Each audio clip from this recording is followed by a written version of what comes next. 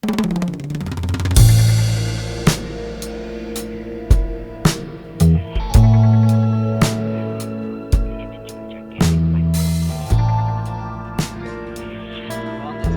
welcome back to the Educated Retirement. You just listened to an ad for a friend of mine and a friend of our guest, Ron Siegel. I actually mentioned Ron's name and gave his schedule out in the first part of the show. So Chris and myself both show up on Ron's show every now and then. Yes, he's a great guy. So yes, he is. So you can join. Chapman University grad. Yes, and now he's got a son at Chapman, doesn't he? Does So, he? Chapman? Maybe. They had someone past it though. I think they're done with college. oh, okay. You would know about the college part of it. Our But guest here is Chris Bissonnette. See, I'll give you all. He's all of those. He's a lot of things, but we'll let him say what he is because I guess he knows him better than most anybody. But you can join the conversation. Uh, Chris is going to talk about some things that if you have anybody of college age or coming to college age, this is the man that's going to save you probably hundreds of thousands of dollars. Even if you don't have that much money, he can save it for you. So jot this number down in case you have any questions. And of course, be ready to jot down his direct lines and the information he's going to give you. But let's let him go ahead and introduce yourself. Oh, well, thank you, Jay, and thank you, KMET, for having me back. Chris Bissonnette, and I'm the president of the Orange County chapter of the Society for Financial Awareness. What we do is we spread financial literacy, essentially one community at a time. So I use that nonprofit in a lot of my speaking engagements. And today I'm here to talk about FAFSA season. I don't know if you guys heard what I said there, but it was FAFSA, which stands for Free Application for Federal Student Aid.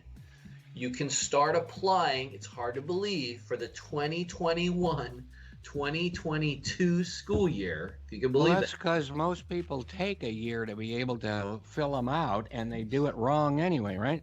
Yes, they do it wrong. So it starts October 1st. I'm just going to share my screen here. I think it starts sharing, and let me know when you guys can see my screen here. Mm. I was featured in Parenting OC magazine.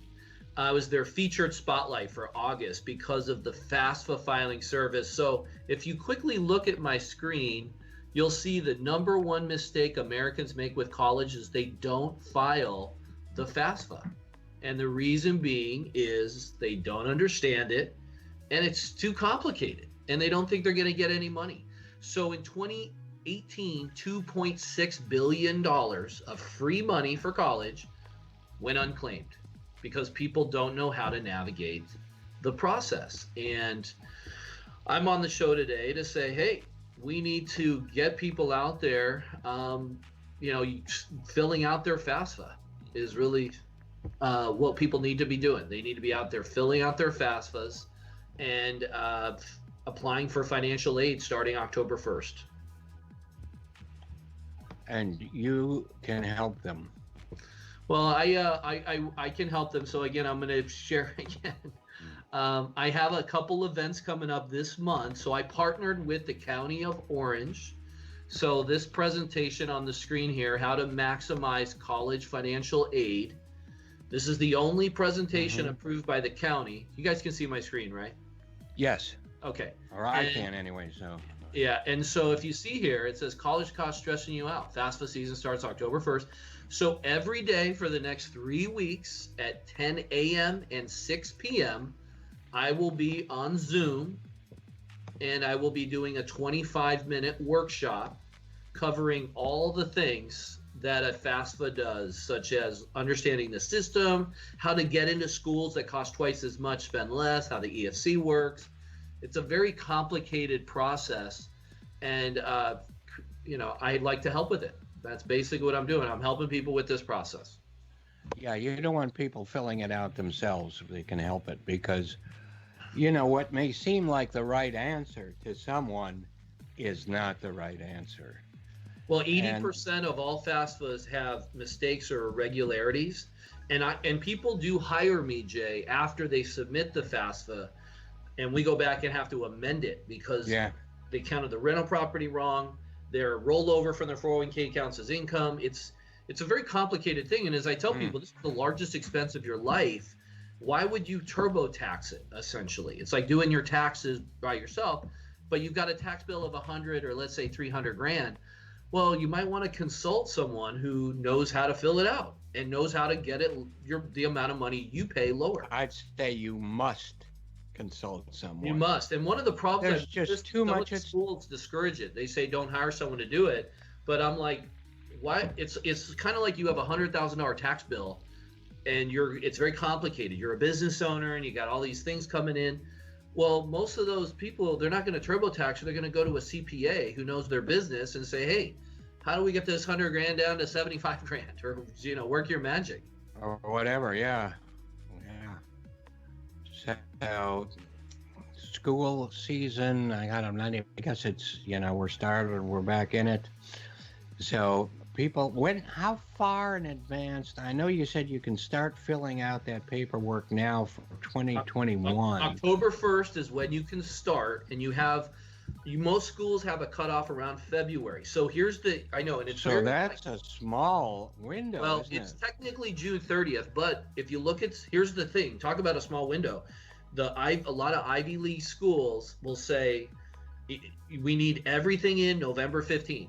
Your FAFSA, your profile, your application, your essay, and any supporting documents. So it's really like 45 days is when you have to do it, to do super priority, meaning you're first in line and you qualify for the most money. Now you mentioned the essay. What does that mean? So most of these colleges require you to write an essay. Like you have to write on something, and that's a whole nother part of it. So it's like you got to have really good grades, then you got to fill out an application, write an essay, maybe do the SAT, fill out the FAFSA, the profile. It's a full-time job. Wow. You had told some stories in the past, I don't know whether it was on the radio or not, about how you've saved some people so much money, whereas going to some place like Harvard or USC was cheaper than the community college. Mm-hmm. I think you should say that again. So why don't I talk about that again?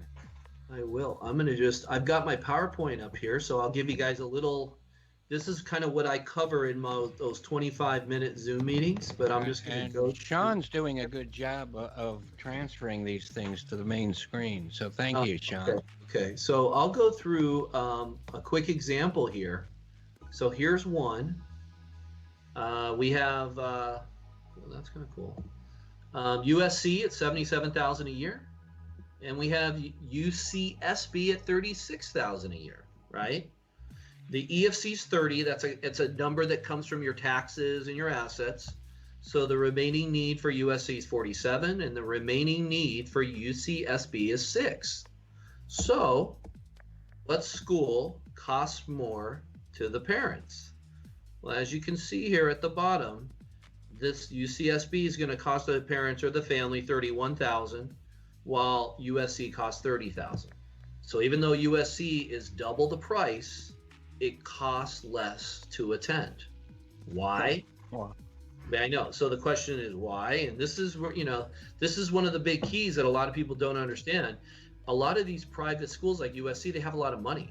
So whatever the remaining need is, they will cover 100%. Well, the UC type schools or state schools don't have any money.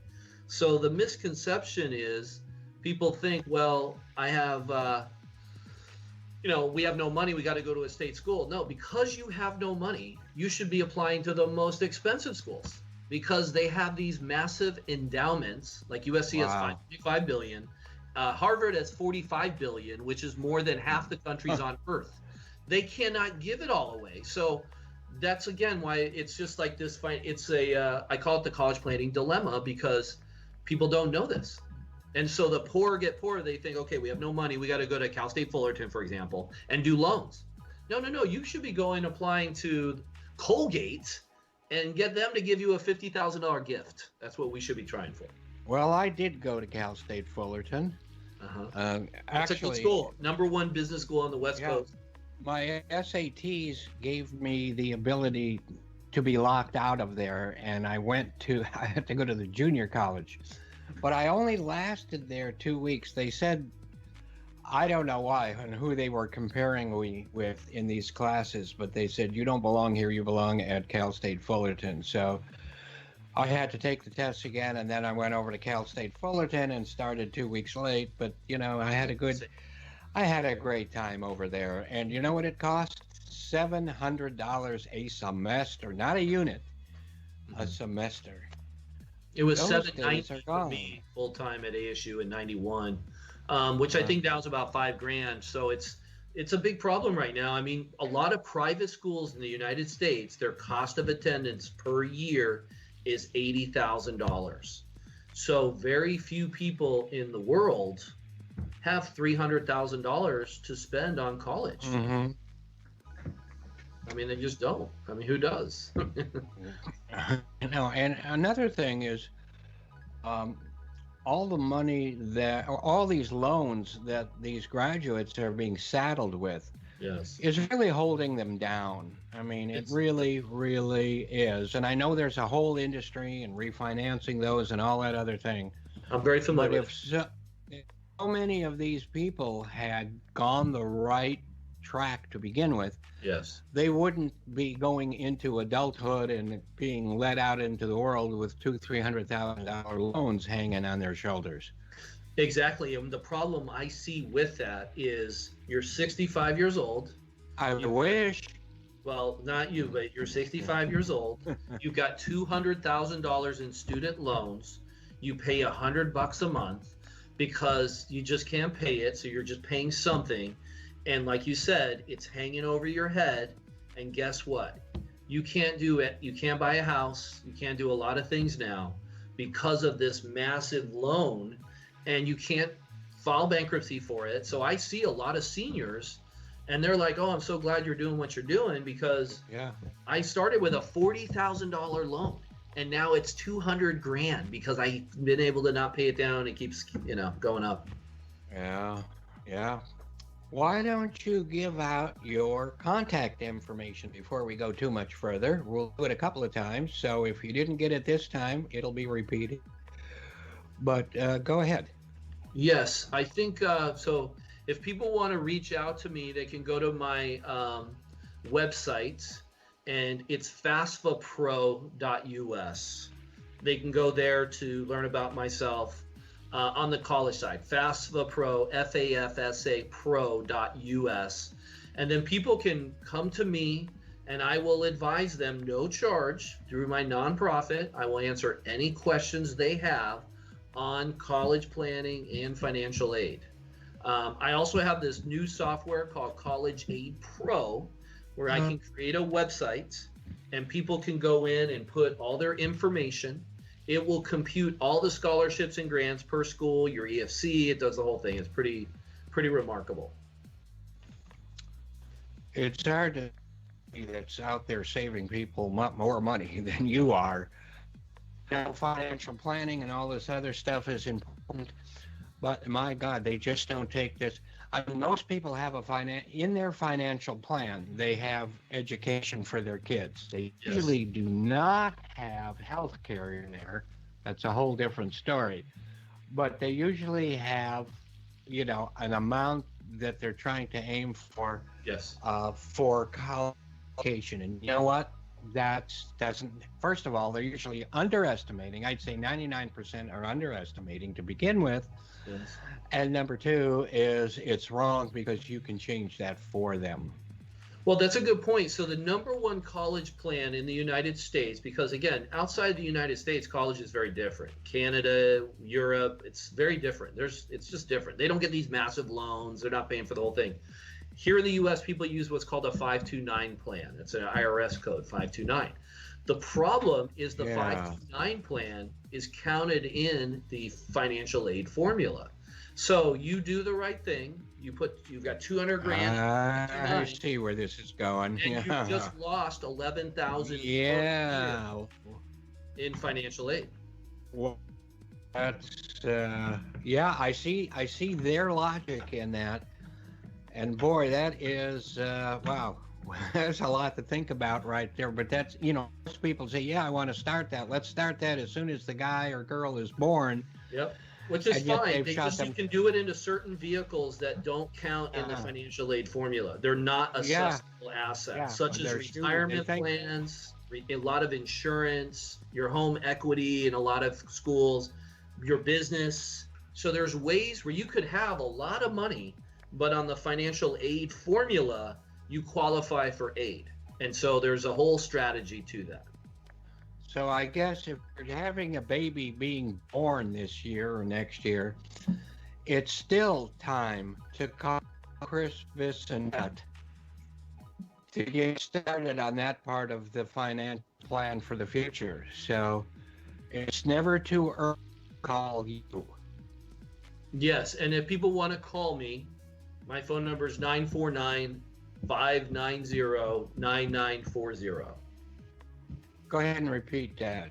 Yeah, people can reach out to me again. Any questions on their college planning at 949-590-9940.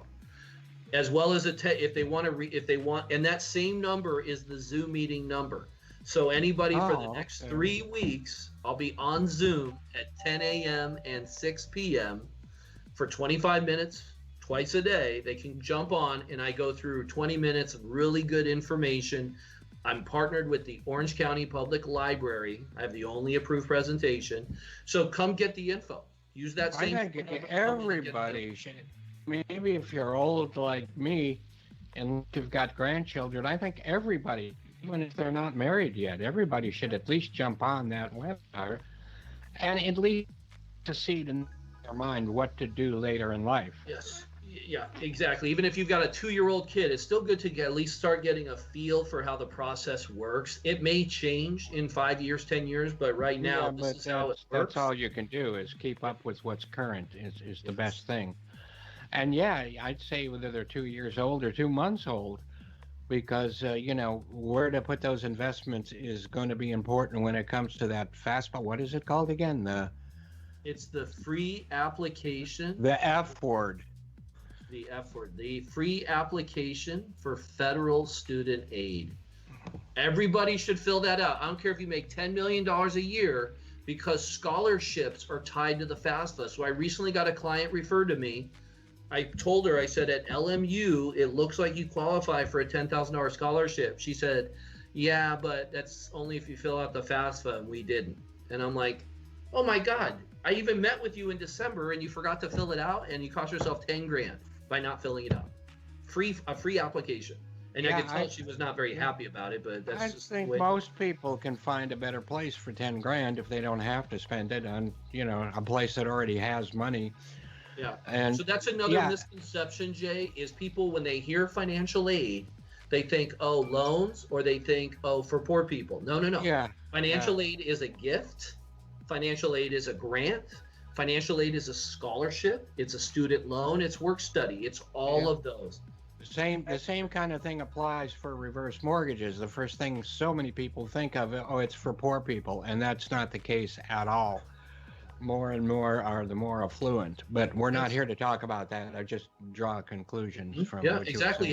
The conclusion is it's again, the reason why I work with SOFA is because people are financially illiterate. As we've talked about before, there's too much stuff going on in the world for people to keep up with it all. Mortgages. Oh my God, there's a regular mortgage, 30-year, a 7/1 ARM, a reverse. I'm a financial guy. I have trouble keeping up. And then there's all these different IRAs now, and now there's all these different college plans, and then there's all these different health insurance. Most people are lost financially. They need guidance. They're looking for that. Yeah, all I'm doing now are reverse mortgages. If you want to do a regular forward mortgage, I refer them to somebody else. Because I can't keep up with everything. Well, that's good. Well, that's your super niche, and that's why you're good at it. The more specialized you are in any industry, usually the more successful people are. Yeah, and you know who I refer to. So We've already talked about them Yes, of course. on the show. So yeah, so I just can't believe how important your job is in this world and why so many more people don't know about it. You need to get onto the toppest hilltops and mountains and buildings with a megaphone and make sure this gets out there. I mean, these schools have the money, let them use the money. That money that they're using is helping, that's helping themselves by getting themselves better alumni and better students. It's helping the country by far by allowing more minds to get more education. And that's Exactly. So I did throw my flyer up one more time again. I do twice a day for the next 3 weeks. Starting today, I had 6 people on this morning.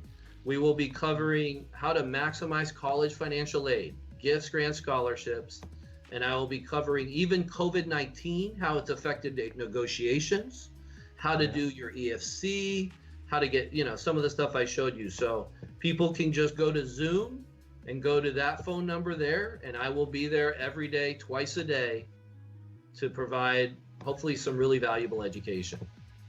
Is there any special time of day that you're 10 doing? a.m. and 6 p.m. Oh, okay. So that should cover everybody. I tried. I was like, what do I do? 10-4? I go, well, I'm just going to do 10 and 6. And then, like I said, I did my first one today. So that flyer went through all the libraries. So I believe that was distributed out to all the Orange County libraries. And then we had about 6 people on this morning. So that was my first one. Yeah, and the libraries, I know, they need to vet people a lot. They're not going to let you be a part of any of their presentations unless they've looked really, really deep into you. Well, here's the other thing, too. You could be the most outstanding person, but if you make money, you can't speak. That's their rule. So you have to be a nonprofit. Like I'm a nonprofit. That's how I got it approved. And then they do look at your presentation. You have to send it to them first. Well, yeah, sure. But we know your presentation from here is a good one. Yes, and so that was very important to me going down this road, is to establish my credibility. And like I said, I'm still the only person approved through the county. And of course, if you're in a different county, don't hesitate to contact Chris. Or anywhere in the country, even if you've got people. I do business with people. I had a guy on today from Texas, so people can really be anywhere in the U.S. FAFSA is a United States thing, as long as you got a Social Security number. So you're not limited at all. So the big thing today for your listeners, if you have anyone who has kids in high school or college, because they think, my kid's in college, great, he's got to file the FAFSA every year. They don't know that. I have some guy, a UCI intern, he goes, we did it the first year, we didn't get anything, we didn't file after. I'm like, you got to file every year. First of all, they probably didn't do it right the first year. And he didn't know you're supposed to do it every year. He's in college. So the point here is everyone files a FAFSA. Ideally, it should be October, November, especially if you're low income, because the federal grant money called a Pell Grant, it goes very quickly. So that goes first. So you got to apply October, November to do the FAFSA. And I would also suggest you complete the College Scholarship Services Profile, called the CSS profile that 1% of schools use. No one does that one, but that's where all the money is all these Ivy League type schools. But you got to complete this other form, and that's where you get the $50,000 gift to attend our school. Here's a gift. Wow. Here's $200,000 to come join us when you were going to spend full boat at the state school. Let me ask you a question. I got some friends that I know that are. You have friends? Well, acquaintances anyway. Okay. Maybe they don't know me that well yet, but that are obviously younger than me, that have kids in college right now. Some of these I know are in scientific fields and will probably go on to masters and doctorates. Okay. So if they've already missed the chance to save money on undergraduate, do these also apply to graduate? There's no free money for graduate school. It's only loans. Okay.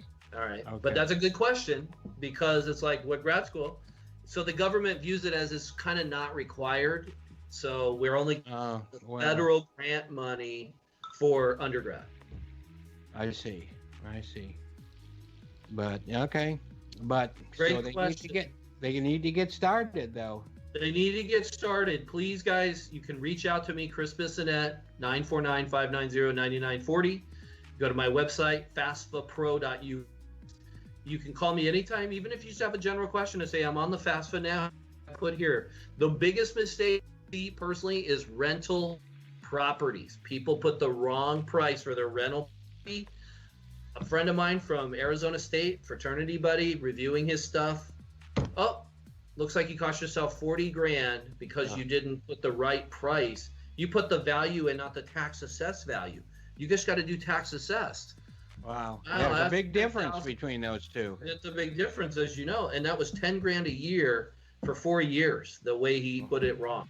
So I had to let him know that. And I see that a lot where I'm like advising people when the kid's a senior in college going, oh boy, you didn't do this. Oh, no, I kind of oops. So we're trying to avoid that. So anybody, please reach out. I do want to provide this service through SOFA. Again, we're here to educate. Yes. Well, but the whole show here is about educating. And when a guest like yourself, as Ron Siegel would say, a repeat offender comes on, it's even more so for education. And what you have to say is almost shocking, to tell you the truth. That's how important it seems and how much money you're actually saving people. Yeah, and I'll tell you, I have a 4 o'clock today, and I just looked at his stuff. So here's a guy making about 400 grand a year, right? Mm-hmm. So you're thinking, oh, this guy's doing okay. He's got college covered. He's going to qualify for need-based financial aid when the second child's in college. So guy making 400 grand a year, I'm going to show him today, you qualify for gifts and grants because you're going to have 2 kids in school at the same time. And your EFC gets split in half. So even though you make a lot of money, you can make up to $300,000 adjusted gross income per child and qualify for need-based aid at some schools. And just because somebody's making X amount this year doesn't mean they're going to make it. And then next year, especially if you're in the mortgage business, you could be out of the business in 2 years. Yeah, I know. I mean, I've made anywhere from $20,000 a year to $2 million a year. And well, of course, that was when I had a big company. Is the reverse business really good now too? Because very good. Okay, because the regular mortgage business is really good. Oh yeah, and the reverse is too. I think part of it is due to the COVID scare and the uncertainty of the future. Me, unfortunately, I was out with that pancreatitis, which still kind of continues, and I missed some of it, but it's been a decent year. It's been a good year for me. Good, but I can't overwork, but I can work, and I get things done either between me or whatever in a timely manner. So we're still going good on that. But is that a new typewriter behind you? Is that what? Oh, is that new? Typewriter? I got that typewriter right after I saw the movie Naked Lunch. Now, are you familiar with Naked Lunch? You're just a kid, but Naked Lunch was one of the real famous novels from the hip generation of the 50s, like On the Road by Kerouac. Oh, okay. Sheltering Sky by Bowles, and Naked Lunch. I do like that Terminator skull. Pretty cool. Hey, Jay, listen, I don't want to bug out, but I think I'm going to have to get out pretty soon here. Yeah, me too. We just got our 1 minute warning, but the typewriters in that novel they got alive because the people in that novel, they were all drug heads and they became exterminators so that they could smell the poison. Oh, interesting. And get high, and then the typewriters that they were typing on would become alive, and sometimes typewriters fought with each other. So really the way that. Anyway, we gotta go. Well, listen. Thank you so much. Thank you, Jay, for having me on. Thank you, KMET, and thank you to your listeners. Yeah. You guys, again, it's 9/11 day, so, and also thank you to all our fallen heroes. So, you guys have a good one and a great weekend. Thank you. You too. And Kaplan will be here on the same corner in front of the cigar store next week. Take care of yourselves. Bye-bye.